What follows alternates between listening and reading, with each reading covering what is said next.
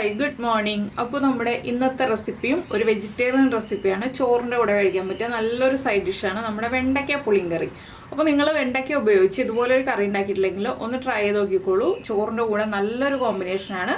അപ്പോൾ വെണ്ടയ്ക്ക എന്ന് പറഞ്ഞിട്ട് കുറേ വെണ്ടയ്ക്കൊന്നും എടുക്കേണ്ട ആവശ്യമില്ല. ഒരു 4 പേർക്ക് ഊണ് കഴിക്കാനായിട്ടൊരു 7 വെണ്ടയ്ക്കയുടെ ആവശ്യമുള്ളൂ കേട്ടോ. അത്രയും വെണ്ടയ്ക്ക ഉണ്ടെങ്കിൽ നമുക്ക് സുഖമായിട്ട് 4 പേർക്ക് ഊണ് കഴിക്കാം. അപ്പോൾ എങ്ങനെയാണ് നമ്മുടെ വെണ്ടയ്ക്ക പുളിങ്കറി ഉണ്ടാക്കുന്നത് നോക്കാം.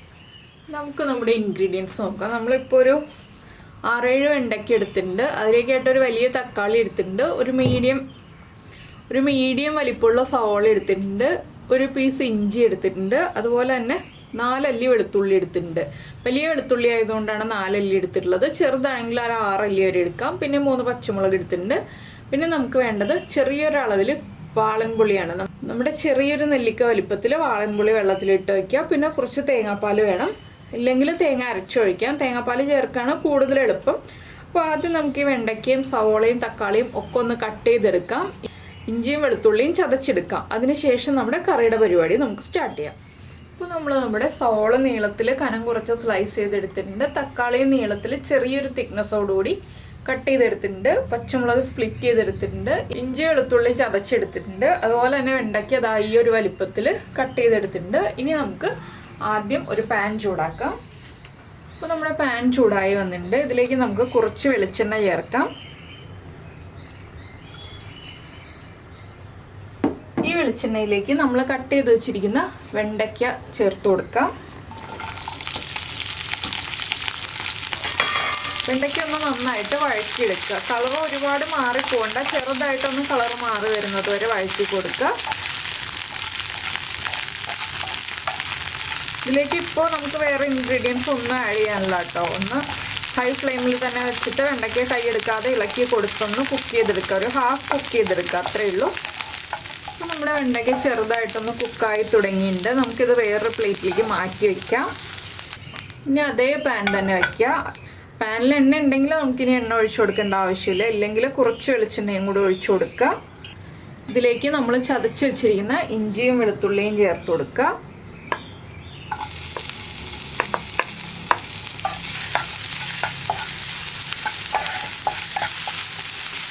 ഒന്ന് കുക്കായി തുടങ്ങി ആ എണ്ണയിലേക്ക് ഇഞ്ചിയുടെയും വെളുത്തുള്ളിയുടെയും ഫ്ലേവറൊക്കെ ഒന്ന് പിടിച്ചു വരുമ്പോൾ നമുക്കിതിലേക്ക് നമ്മുടെ സവോള ചേർത്ത് കൊടുക്കാം. സവോളയുടെ കൂടെ തന്നെ പച്ചമുളകും കൂടി ചേർക്കുന്നുണ്ട്. പിന്നെ നമുക്കിതിലേക്ക് കുറച്ച് ഉപ്പ് ചേർത്ത് കൊടുക്കാം.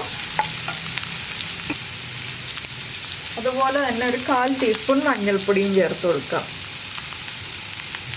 ഇതെല്ലാം ചേർത്ത് നന്നായിട്ട് ഇളക്കി ഈ സവോള ഒന്ന് ട്രാൻസ്പെറൻ്റ് ആയി വരണം, അത്രയേ ഉള്ളൂ. ഓവർ കുക്കായി വരണ്ട, അല്ലാതെ അങ്ങോട്ട് ബ്രൗൺ ഒന്നും ആവേണ്ട ആവശ്യമില്ല കേട്ടോ. ഒന്ന് കുക്കായി തുടങ്ങിയാൽ മതി.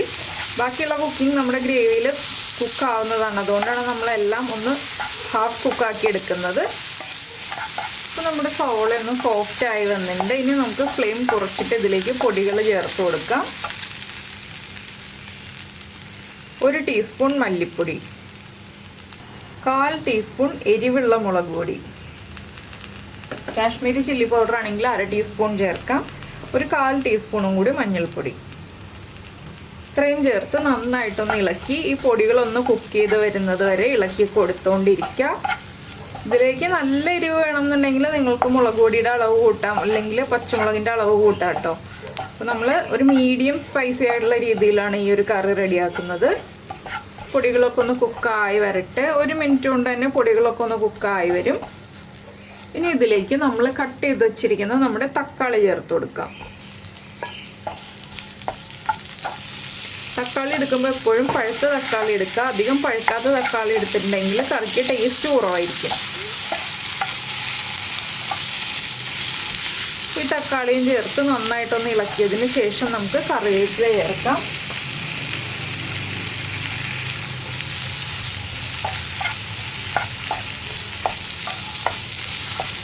ഇനി നമുക്കിതൊന്ന് അടച്ചു വെച്ച് കുക്ക് ചെയ്തെടുക്കാം. തക്കാളി ഒന്ന് സോഫ്റ്റായി വരണം, ഓവറായിട്ട് ഉടഞ്ഞു പോകണ്ട, ചെറുതായിട്ടൊന്ന് സോഫ്റ്റായി വരണം.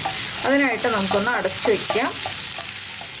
അപ്പോൾ തക്കാളി നമ്മൾ അടച്ചു വെച്ചിട്ട് ഒരു 1 മിനിറ്റ് കഴിഞ്ഞു. ഇനി ഒന്ന് തുറന്നിട്ട് ഇളക്കി കൊടുക്കാം.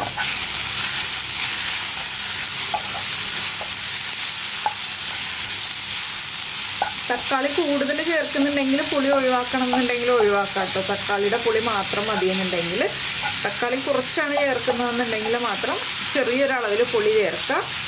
ഇനി നമുക്കിതിലേക്ക് നമ്മൾ വഴറ്റി വെച്ചിരിക്കുന്ന വെണ്ടയ്ക്ക ചേർത്ത് കൊടുക്കാം.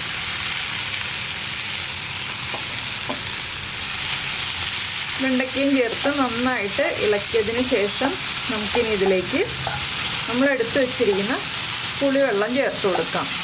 ചെറിയൊരളവിൽ മാത്രം മതി, ഒരുപാട് പുളി വേണ്ട. എന്താണെന്ന് വെച്ചാൽ നമ്മുടെ തക്കാളിയുടെ പുളി ഉണ്ട്, അതിൻ്റെ കൂടെ തന്നെ പുളി കൂടുതലും ചേർത്തിട്ടുണ്ടെങ്കിൽ ഓവർ പുളിയായിപ്പോവും, നമുക്ക് കഴിക്കാൻ പറ്റാത്ത അത്രയും പുളിയായിപ്പോവും. അതുകൊണ്ട് തന്നെ ചെറിയൊരളവിൽ ചേർക്കാം.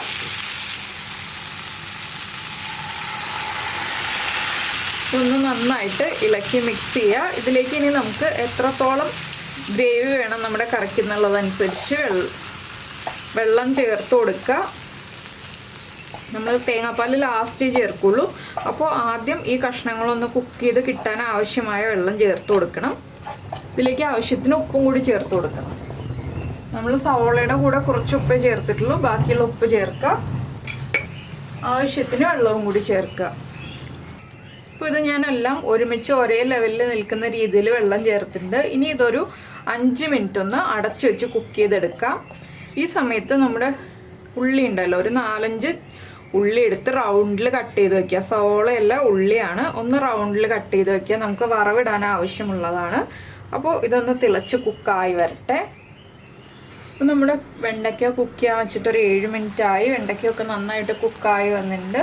നമ്മൾ ഒഴിച്ച വെള്ളം കുറച്ചൊക്കെ വറ്റിയിട്ടുണ്ട്. ഇനി നമുക്ക് ഫ്ലെയിം കുറച്ച് വയ്ക്കാം. അതിനുശേഷം നമ്മുടെ തേങ്ങയുടെ 1/4 പാല് അത് ഒഴിച്ചു കൊടുക്കാം. 1 കപ്പാണ് ഞാൻ തേങ്ങയുടെ 1/4 പാൽ എടുത്തിരുന്നത്. ഇനി ഒന്ന് ഇളക്കി മിക്സ് ചെയ്യുക. തിളക്കരുത്, നന്നായിട്ടൊന്ന് ചൂടായി വരുന്നത് വരെ ഒന്ന് ഇളക്കി കൊടുക്കുക. ഉപ്പ് കുറവാണെങ്കിൽ ഉപ്പ് ചേർക്കുക. എരിവ് കുറവാണെങ്കിൽ 1-2 പച്ചമുളക് സ്പ്ലിറ്റ് ചെയ്ത് ഇപ്പോൾ ചേർത്ത് കൊടുക്കുക കേട്ടോ. ഇത്രയേ ഉള്ളൂ നമ്മുടെ കറിയുടെ പരിപാടി. വളരെ എളുപ്പത്തിൽ റെഡിയായി കഴിഞ്ഞു. ഇതൊന്ന് കുറുകി വരും കേട്ടോ, ചെറുതായിട്ട്. എന്താണെന്ന് വെച്ചിട്ടുണ്ടെങ്കിൽ തേങ്ങാപ്പാൽ ഒന്ന് കുറുകും ഈ വെണ്ടയ്ക്കയുടെ ആ ഒരു ഇതൊക്കെ ഉള്ളതുകൊണ്ട്. അപ്പോൾ ഞാൻ വേഗം തന്നെ ഫ്ലെയിം ഓഫ് ചെയ്യാണ്. കറിയിൽ നിന്ന് ആവിയൊക്കെ വന്നു തുടങ്ങി. ഇനി നമുക്കിതിലേക്ക് വറവിട്ടെടുക്കാം. അപ്പോൾ നമ്മൾ വേറെ പാൻ വെച്ചിട്ടുണ്ട്, അതിലേക്ക് വെളിച്ചെണ്ണ തന്നെ ചേർത്ത് കൊടുക്കുക. വെളിച്ചെണ്ണ ഒന്ന് നന്നായിട്ട് ചൂടായി വരട്ടെ. അപ്പോൾ നമ്മുടെ വെളിച്ചെണ്ണ ഒന്ന് ചൂടായി തുടങ്ങിയിട്ടുണ്ട്. നമുക്കിതിലേക്ക് 1 ടീസ്പൂൺ കടുക് ചേർത്ത് കൊടുക്കാം.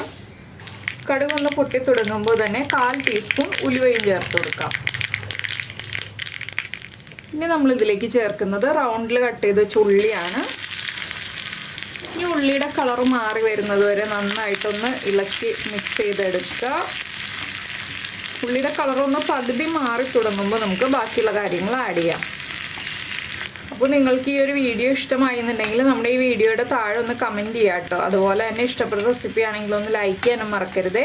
പിന്നെ നമ്മുടെ ചാനൽ ആദ്യമായിട്ട് കാണുകയാണ്, നമ്മുടെ വീഡിയോ പ്രസൻറ്റ് ചെയ്യുന്ന രീതിയൊക്കെ ഇഷ്ടമായി എന്നുണ്ടെങ്കിൽ നമ്മുടെ ചാനലൊന്ന് സബ്സ്ക്രൈബ് ചെയ്ത് സപ്പോർട്ട് ചെയ്യണേ. സബ്സ്ക്രൈബ് ചെയ്യുന്നതിന് ഈ വീഡിയോയുടെ താഴെയുള്ള റെഡ് സബ്സ്ക്രൈബ് ബട്ടൺ ഒന്ന് ക്ലിക്ക് ചെയ്യുക. അതിൻ്റെ റൈറ്റ് സൈഡിലുള്ള ബെല്ലൈക്കണും ക്ലിക്ക് ചെയ്യുക. അപ്പോൾ ഓൾ എന്ന് പറഞ്ഞ ഒരു ഓപ്ഷൻ കാണാം. ആ ഓളും കൂടി പ്രസ് ചെയ്തിട്ടുണ്ടെങ്കിൽ ഞാൻ എപ്പോഴും വീഡിയോ അപ്ലോഡ് ചെയ്യുമ്പോൾ നിങ്ങൾക്ക് നോട്ടിഫിക്കേഷൻ വരും. അപ്പോൾ ഇതുപോലെയുള്ള കറികളൊക്കെ നിങ്ങൾക്ക് യൂസ്ഫുള്ളായി എന്ന് ഉണ്ടെങ്കിൽ ഒന്ന് കമൻറ്റ് ചെയ്യണം കേട്ടോ. അതിനെക്കുറിച്ച് എടുത്തൊന്ന് കമൻറ്റ് ചെയ്തേക്കണേ. എന്താണെന്ന് വെച്ചിട്ടുണ്ടെങ്കിൽ ഇതുപോലെയുള്ള ഈസി റെസിപ്പീസ്, അതുപോലെ തന്നെ വെജിറ്റേറിയൻ റെസിപ്പീസൊക്കെ നിങ്ങൾക്ക് ഇഷ്ടപ്പെടുന്നുണ്ടോ ഇല്ലയോ എന്നറിയാൻ വേണ്ടിയിട്ടാണ്. ഇപ്പോൾ കണ്ടോ നമ്മുടെ ഉള്ളിയുടെ കളറൊക്കെ ഒന്ന് മാറി തുടങ്ങി. നമുക്ക് 2 വറ്റൽമുളകും അതുപോലെ തന്നെ കുറച്ച് കറിവേപ്പിലയും ചേർത്ത് കൊടുക്കാം. ഇതൊന്നുകൂടി ഒന്ന് കുക്കായി വരുമ്പോൾ നമുക്കിത് നമ്മുടെ കറിയിലേക്ക് ചേർത്ത് കൊടുക്കാം. ഞാൻ ഫ്ലെയിം ഓഫ് ചെയ്തു. ഇനി നമുക്കിത് കറിയിലേക്ക് ചേർക്കാം. അപ്പോൾ നമ്മുടെ വറവും കൂടി ചേർത്ത് കറി ഒന്ന് അടച്ച് വയ്ക്കുക. ഒരു ഇളം ചൂടാകുമ്പോൾ, നന്നായിട്ട് ചൂട് മാറണ്ട, ഇളം ചൂടാകുമ്പോൾ നമുക്കിത് കഴിക്കാം. ചോറിൻ്റെ കൂടെ ചേർത്ത് കഴിക്കാം, അപ്പത്തിൻ്റെ കൂടെ ചേർത്ത് കഴിക്കാം, അതുപോലെ തന്നെ ഇടിയപ്പത്തിൻ്റെ കൂടെയും പൊറോട്ടയുടെ കൂടെയും ഒക്കെ ചേർത്ത് കഴിക്കാൻ പറ്റിയ നല്ലൊരു റെസിപ്പിയാണ്. അപ്പോൾ വെണ്ടയ്ക്ക ഉപയോഗിച്ച് നിങ്ങൾ ഇങ്ങനെ ഒരു റെസിപ്പി ട്രൈ ചെയ്ത് നോക്കിയിട്ടില്ലെങ്കിൽ ഉറപ്പായിട്ടൊന്ന് ട്രൈ ചെയ്ത് നോക്കിക്കോളൂ, നന്നായിട്ട് ഇഷ്ടപ്പെടും. അപ്പോൾ നമുക്ക് എന്തായാലും നമ്മുടെ അടുത്തൊരു വീഡിയോയുമായിട്ട് അടുത്ത ദിവസം വീണ്ടും കാണാം.